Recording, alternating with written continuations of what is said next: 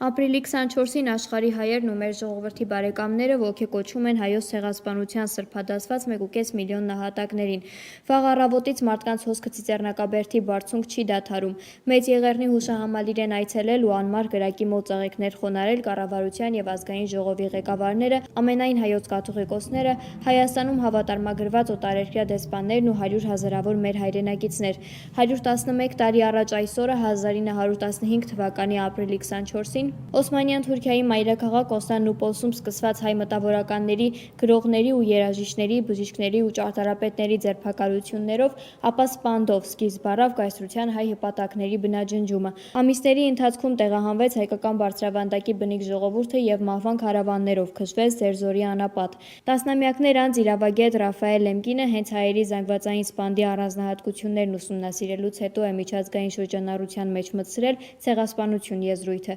1990 թվականի օգոստոսի 23-ին ընդունված Հայաստանի անկախության հռչակագրի 11-րդ կետի համաձայն Հայաստանի Հանրապետությունը սատար է կանգնում 1915 թվականին Օսմանյան Թուրքիայում եւ Արևմտյան Հայաստանում հայոց ցեղասպանության միջազգային ճանաչման գործին։